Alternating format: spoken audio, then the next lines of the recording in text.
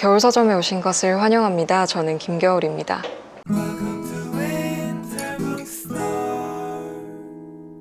오늘은 예고드렸던 대로 서울도서관 한도서관 한 책 읽기 2020 올해의 한 책 중 성인도서 3권 중에 마지막 한 편을 다루는 날입니다. 한도서관 한 책 읽기 뭔지 기억하시죠? 서울시의 사서들이 모여서 올해의 한 책 선정을 하고요. 그렇게 선정된 10종의 책을 가지고 여러 가지 행사를 하는 그런 제도입니다. 첫 번째 선량한 차별주의자, 두 번째 아무튼 딱따구리에 이어서 세 번째 성인도서 마지막 도서를 다루도록 하겠습니다. 오늘 도서는요, 앞서 다뤘던 도서들과는 또 다른 제일 진지한 책이라고 할 수 있을 것 같고 제일 감정을 많이 움직이는 그런 책이라고 할 수 있을 것 같아요. 그런데 정말 우리 사회에 꼭 필요한 너무나도 중요한 책이라는 생각도 들거든요.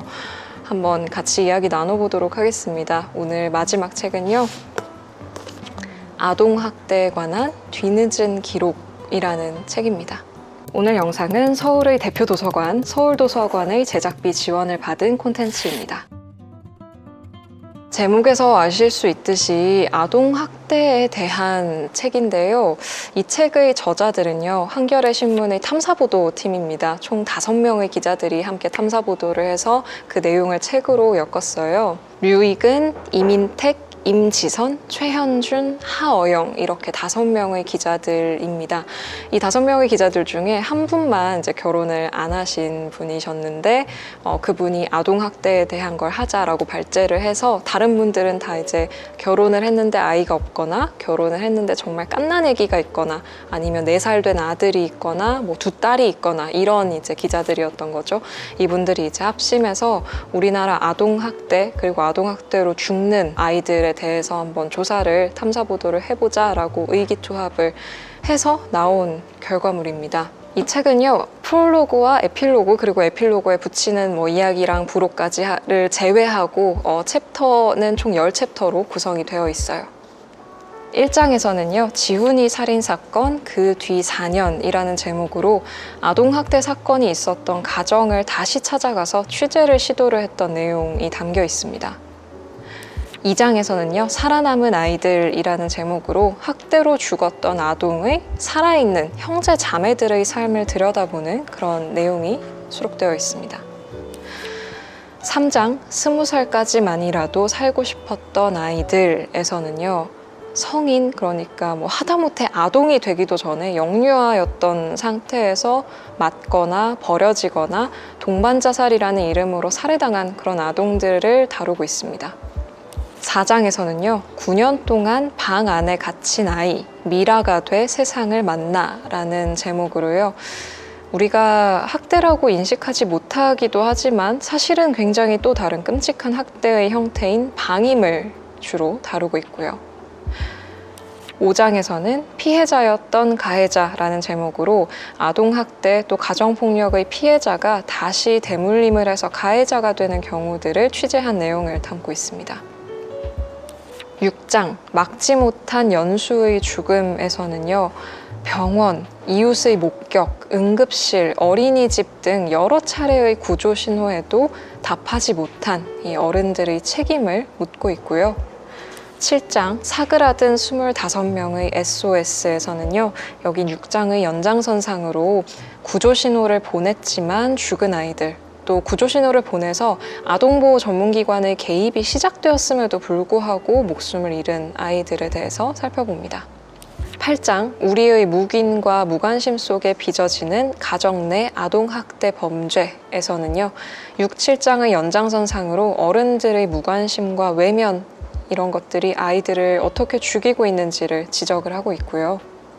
9장 취약한 토양에서는요, 아동학대 문제를 해결하기 위한 예산 또 인력이 절대적으로 부족한 현재 한국의 상황을 진단하고 있습니다. 10장 사회복지사의 시선으로 본 아동학대 현주소에서는요, 기자가 직접 사회복지사와 동행하면서 바라본 아동학대 문제 해결의 현주소를 다루고 있습니다. 문제는 정말 산적해 있는데 이 모든 것을 부족한 사회복지사 인력으로 채워야 되고 심지어 책임도 그 사람들이 져야 하는 이런 부당한 현실을 한번 짚어보면서 사회 시스템의 문제를 환기하고 있습니다. 이렇게 10챕터로 되어 있는데요. 사실 챕터 구분이 되어 있기는 하지만 읽으면서는 그 챕터 구분 자체가 아주 똑떨어지게 명확하게 다가온다기보다는 그냥 계속 되게 마음이 아파요. 그러니까 마음 아픈 얘기 다음에 마음 아픈 얘기, 마음 아픈 얘기 다음에 마음 아픈 얘기, 이런 굉장히 감정적으로 버거울 수도 있는 책인데요. 근데 아시죠? 이 책에서도 다루고 있지만 그래서 우리가 눈을 돌리면, 그래서 무관심해지면 문제는 해결이 안 되고 더 심화되기만 하는 거예요. 이 책에서도 이제 그런 내용이 나오는데 외면하지 말고 무관심해지지 말고 참고 이 책을 한번 읽어봐 줬으면 좋겠다라고 저자들이 당부를 합니다. 그래서 마음 아픈 내용이지만 그걸 참고 읽으면서 내 역할을 고민하는 것이 또 이 사회를 살아가는 시민으로서의 역할이지 않을까라는 생각을 하면서 읽었습니다. 책의 특징을 좀 살펴볼게요.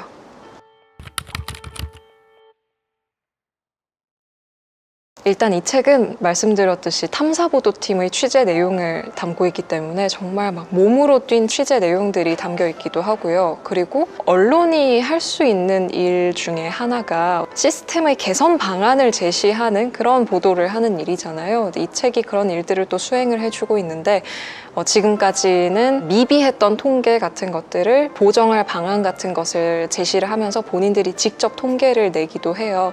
그래서 이 책의 마지막 부분, 에필로그에 덧붙이는 부분에서는 이 기자들이 보도를 하고 책을 쓰면서 가졌던 나름의 원칙 4가지를 서술을 하고 있습니다. 이 원칙들을 좀 말씀드리면 이 책의 특징적인 부분, 다른 아동학대 책들과 조금 다른 부분이 명확하게 눈에 보일 것 같아요.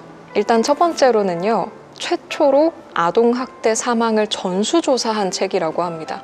그러니까 아동학대 통계조차 제대로 되어 있지가 않았던 거예요. 왜냐하면 영유아 사망, 영유아 살해 같은 경우에는 아동학대에 포함이 안 됐고, 그리고 가족 동반 자살로 불리는 사실상 살해 후 자살이잖아요. 그런 경우에도 아동학대로 분류가 안 됐고, 그러니까 아동학대 통계라는 것 자체가 아동보호 전문기관이 가지고 있는 불완전한 통계였던 거죠. 그래서 이 기자들이 작정을 하고 아동학대를 전수조사를 해서 통계를 내보자 라고 해서 2008년부터 2014년까지의 아동학대를 전수조사를 합니다. 그 일을 한 최초의 책이라고 해요. 그리고 두 번째로 이 책에서 이제 세우고 있는 원칙은요, 개인의 책임도 있겠지만 사회의 책임을 묻는다라는 어떤 기준, 원칙이 있었다고 해요. 개인이 학대를 하더라도 사회가 그걸 예방하고 벌어졌을 때 또 바로잡고 구조를 할 수 있어야 되잖아요. 영유아 건강검진 그리고 필수 예방접종에서 배제된 아이들이 학대의 피해자일 가능성이 있지 않겠냐라는 가설을 제시를 해서 실제로 조사도 했던 어떤 최초의 제안 같은 것을 또 이 책에서 했다고 하고요. 그리고 책에서 제시하고 있는 세 번째 특징은요, 실효적인 대안을 제시한다라는 것이었어요. 그러니까 논문도 읽고 정책 담당자도 만나고 전문가도 만나고 해서 할 수 있는 모든 조사를 해서 실효성 있는 대책을 한번 우리가 타진을 해보자 라는 생각을 했다고 하고요. 그리고 마지막으로는 기사의 완결성에도 좀 집착을 했다고 합니다. 그러니까 2차 가해를 피하기 위해서 익명으로 이제 기사를 쓰고 또 사진이 아니라 사파를 넣기도 했지만 기본적으로 읽는 사람들에게 마음 아프게 읽기를 바랐다고 합니다. 그래서 기사 자체의 어떤 완결성에도 신경을 많이 썼다고 책에서 밝히고 있어요.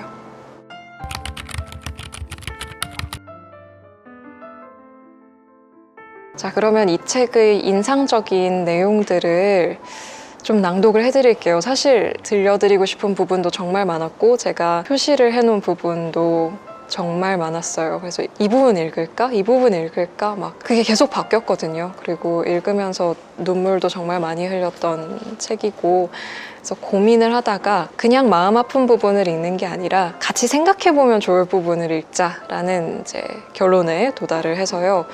한번 여러분도 듣고 같이 생각해봤으면 좋겠는 그런 화두들을 몇 개 골라서 낭독을 하기로 했습니다. 일단 첫 번째로 좀 인상적이었던 부분은요, 아동학대 피해자 그리고 아동학대로 사망한 그런 피해자를 생각하면 그 피해자만 우린 생각하잖아요. 불쌍해서 어떡해, 너무 안 됐고 앞으로의 삶이 행복했으면 좋겠고 너무 걱정되고 그런 보도를 보면, 그리고 가해자를 욕하게 되고 이렇게 되잖아요. 근데 거기서 쏙 빠져있는 사람들이 주목을 받지 못하고 등잔 밑에 있는 뭔가처럼 이렇게 거기에 분명히 존재하는데 우리의 뇌리에서 잊혀지는 것이 학대 아동의 형제자매라는 거죠. 예를 들어서 자녀가 2명, 3명이 있어요. 그러면 그 모든 아이를 학대하지 않는 경우들도 있단 말이죠. 한 명만 정말 학대를 하고 나머지는 막 최선을 다해서 키우는 경우들도 있단 말이에요. 근데 그런 사례가 막 보도되거나 했을 때, 그러면 저 애의 누나, 저 애의 언니, 저 애의 동생은 어떡하지? 구출해야 되는 거 아닌가? 그리고 학대당하는 걸 눈으로 봤을 거 아니에요. 자기의 동생이 맞고 아파하고 버려지고 이러는 걸 봤을 거 아니에요. 그 형제 자매에게도 분명히 트라우마로 남기 때문에 사실 엄연한 피해자고, 우리가 예방을 위해서는 살아남은 형제 자매들에게도 신경을 써야 된다는 거죠. 이 책을 읽으면서 왜 내가 지금까지는 그런 생각을 못했지? 내가 너무 진짜 무지했다라는 생각이 드는 거예요. 나는 왜 그 아이들의 형제자매를 존재를 궁금해하거나 그 아이들의 안위를 걱정한 적이 없었지? 라는 어떤 반성 같은 걸 좀 하게 됐습니다. 관련된 부분을 낭독을 해드릴게요. 이 기획을 준비하며 모은 수백 건의 국내 아동학대 살인사건에는 곳곳에 살아남은 형제 자매들이 있었다. 몇 년 전에 일어난 사건이라 하더라도 당시 피해 아동들의 나이를 헤아려 보면 아직 19살이 안 된 아이들이 수도 없다. 그들을 살피는 시선이 사라진 뒤 끊어진 기록 이후로 아이들은 어떻게 살아가고 있을까? 우리 사회는 그 아이들에게 관심이 없고 그 아이들을 돌봐줄 시스템이 없다. 그러니 그 아이들에게 선택권은 없다. 부모가 학대 가해자라 할지라도 그 곁에 붙어 살아남을 수밖에 없다. 우리는 지석이를 찾아냈지만 호명도 되지 못한 수많은 살아남은 형제 자매들이 지금도 그렇게 숨겨진 채 살아가고 있을 것이다. 두 번째로 읽어드리고 싶은 부분은요, 정말 안타까운 부분인데, 최근에도 이제 아동학대 사건들이 크게 보도가 된 것들이 있었잖아요. 항상 같이 문제가 되는 것이 이제 전조가 없었냐, 이 아이를 구출할 기회가 없었냐라는 것인데, 너무나 안타깝게도 이제 이 책을 보면 정말 많은 학대당한 아이들이 몇 번에 걸쳐서 구조 신호를 보내고, 심지어는 기관의 개입이 있었음에도 곧바로 구출해내지 못했기 때문에 목숨을 잃었어요. 그러니까 구할 수 있었던 아이들인데 분명히 구조 신호를 보냈는데, 그리고 주변 어른들이 이상하다고 생각했는데 신고를 안 해서, 혹은 신고를 했음에도 대응이 미흡해서 시스템이 없어서 죽은 아이들이 있었던 거죠. 그 아이들에 대해서 다룬 부분을 낭독을 좀 해드릴게요.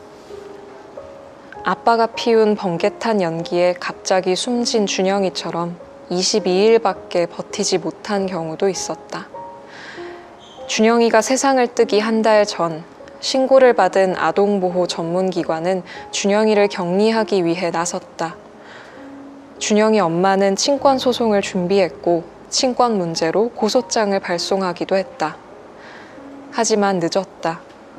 친권 문제를 해결하고 준영이를 데려오기까지는 반년이 넘게 걸렸다.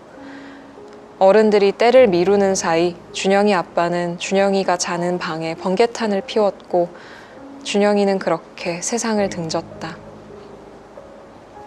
90일 동안 구조를 기다린 세인이도 있다. 아동보호 전문기관에 접수된 첫 신고 기록을 보면 세인이 엄마는 정신질환이 의심되며 1살짜리 아이를 혼자 두고 장시간 외출하는 것으로 보인다고 쓰여 있다. 여기서 1살짜리 아이는 세인이의 동생이었다. 세인이에 대한 폭행 또한 의심할 만한 상황이었다. 하지만 어른들은 더 이상의 조사를 진행하지 못했다. 추후 경찰 조사로 따져보니 세인이가 산 날은 884일, 그중 학대받은 날이 821일이었다. 서연이처럼 학대가 알려진 뒤로 4년을 견딘 경우도 있었다.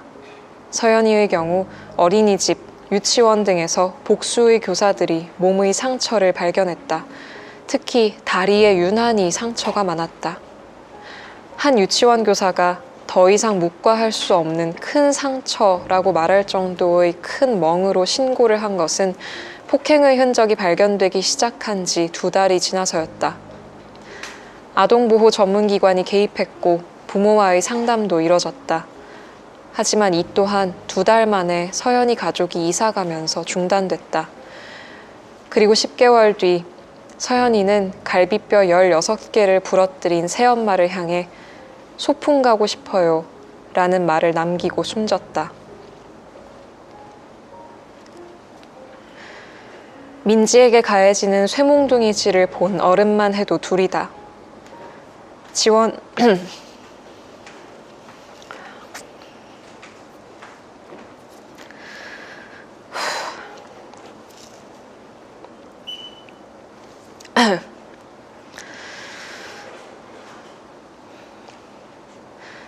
지원이가 굶고 맞고 있다는 것은 고모와 큰엄마가 알고 있었다.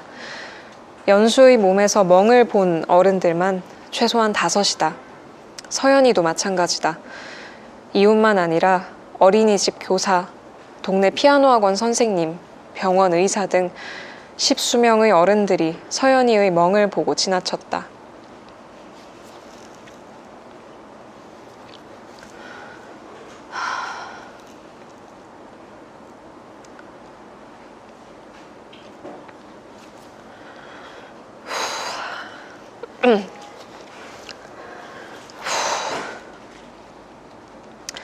특히 이들 가운데 의사와 어린이집 교사는 신고 의무자다. 법적으로 처벌이 명시돼 있지만 입건된 사람은 없다. 연수도 마찬가지다. 연수를 향한 아빠의 폭행이 처음 병원에 알려진 뒤로 145일의 시간이 있었다. 마지막으로 읽어드릴 부분은요, 그래도 좀 잘된 케이스입니다. 너무 슬프기만 하면 너무 슬프니까. 학대로부터 구출돼서요, 쉼터에서 잘 자라서 이제 23살이 된 학대 피해 경험이 있는 학생과 인터뷰를 한 내용이 있어요. 그 부분을 좀 읽어드리겠습니다. 고마운 사람들을 꼽아보자니 목소리가 밝아진다. 여기도 한 분 계시고. 아이는 앞에 앉아있는 김 본부장을 바라봤다. 쉼터에도 계시고 센터에도 계시고 이모부 또 아빠 등등 너무 많으니까 이쯤에서 끊어줘야 돼요. 제 이야기를 다 들어준 사람들이죠. 그들이 없었다면 자신의 인생은 망가진 모습이었을 거라 했다. 살면서 가장 안전하다고 느낀 순간을 묻는 말에 그가 쉼터에 갔을 때라고 답하자 김 본부장의 눈시울이 뜨거워졌다. 아이가 쉼터에 처음 오던 날이 생생해요. 2번째 위탁가정에서 초등학교를 다니다가 왔죠. 회색 정장을 입고 작은 넥타이도 메고 왔어요. 시무룩하게 현관에 서 있길래 제가 다가가서 안아줬어요.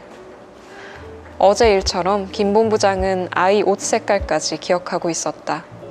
2번의 가정 위탁도 실패로 돌아가 쉼터에 오게 된 아이를 안으며 김 본부장은 이 세상에 누군가 널 오래도록 안전하게 지켜줄 수 있는 사람이 있다는 걸 알려주겠다고 다짐했다. 그리고 그 순간을 23의 그는 가장 안전하다고 느낀 순간으로 꼽았다. 아이는 성인이 될 때까지 쉼터에서 살았다.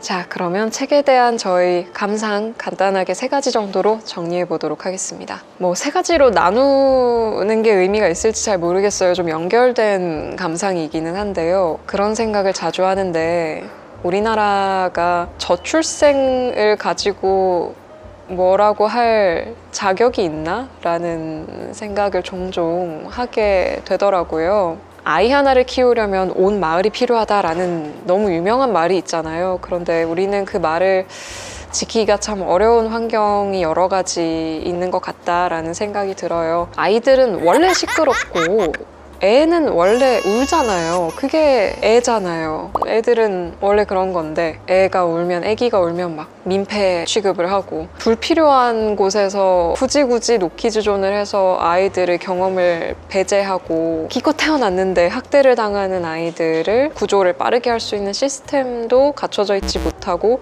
그 시스템을 구축할 수 있는 예산도 충분히 주어지지 않고 인력도 부족하고 그렇게 해서 자라나는 아이들이 미성년인 상태로 성착취를 당하는데 그런 아이들도 보호해주지 못하고 영유아 혹은 미성년 어린 아이들을 가지고 범죄 성착취물을 만들도록 한 사람이 터무니없는 형량을 받고 이런 나라에서 솔직히 아이를 낳는다는 것이 뭔가 해야 되는 거 아닌가? 저출생에 대해서 이러쿵저러쿵 말을 할 자격이 있는 나라인가? 라는 생각을 하게 될 때가 종종 있습니다. 책을 읽으면서도 참 우리가 시스템이 부족한 부분이 참 많다. 갖춰나가야 할 부분이 참 많다는 생각이 들었고요. 두 번째 감상은 그와 연결해서 가해자를 욕하기는 참 쉽죠. 가해자 그 미친 부모들 아니냐, 어떻게 부모가 돼서 그럴 수가 있냐 자식한테. 보도 나오는 거 보고 진짜 그 미친 사람들이다,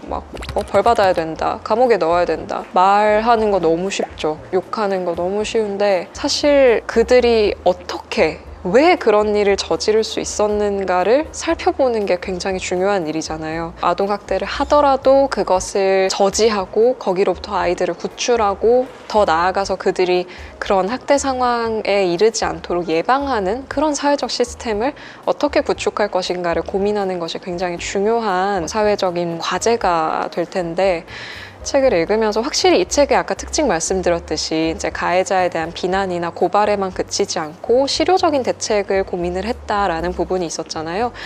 읽으면서 확실히 그런 생각이 들더라고요. 그런 의도가 성공적이었다. 그러니까 마음속으로 가해자들을 욕하게만 되는 게 아니라 어떻게 해야 이걸 해결할 수 있지? 라는 생각을 자연스럽게 하게 됐어요. 이 책이 굉장히 성공적으로 읽는 사람으로 하여금 그런 생각을 하도록 만든 부분이라는 생각이 들고요. 환경적으로 문제가 많은 것 같습니다. 인력과 예산 너무 중요하고 돈과 사람이 있어야 뭘 하는 거잖아요. 근데 그 책 마지막 부분에 다루고 있는 사회복지사 또 아동보호 전문기관의 실태도 너무 힘든 부분이 많고 조금 더 우리가 신경을 써야 될 부분이라는 생각이 들어요. 그래서 마지막 세 번째 감상은 조금 더 관심을 가지고 지켜봐야겠다라는 생각을 하게 됐다는 거. 이런 생각 안 하는 사람이 있을지 모르겠어요. 이 책을 읽고 나서 그런 생각을 저도 감상을 가지게 됐습니다.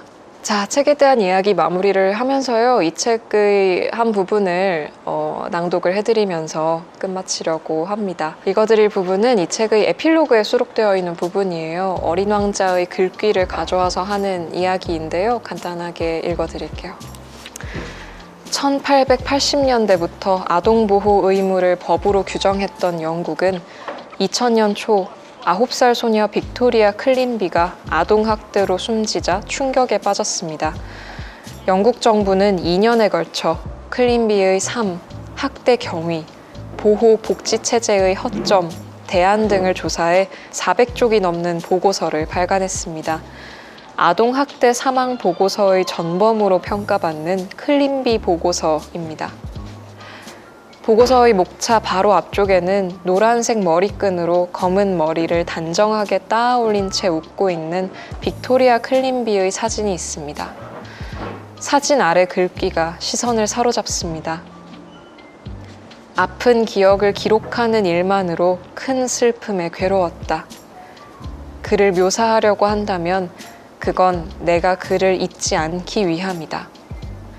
다름 아닌 생텍쥐페리의 어린 왕자의 일부입니다. 어른들은 클린비에게 이 경고를 헌사하면서 클린비의 짧은 생애를 복기하고 위무하며 망각에 저항하기 위한 보고서를 시작한 것입니다. 어린 왕자의 그 다음 글귀가 새삼 궁금해 찾아보았습니다.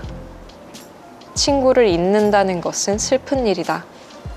내가 그를 잊는다면 나 역시 숫자 빼고는 관심이 없는 어른들처럼 될지도 모른다. 수많은 자극적인 보도와 숫자로 치환되는 죽음 앞에서 한 명 한 명의 아이들의 죽음을 들여다보고 우리가 할 수 있는 일들을 생각해 봐야 할 필요가 있는 것 같습니다. 이렇게 해서 우리 서울도서관과 함께한 한도서관 한 책 읽기 성인도서 세종 같이 살펴보는 시리즈는 끝이 났습니다. 3주 동안 어떻게 재밌게 보셨는지 모르겠어요.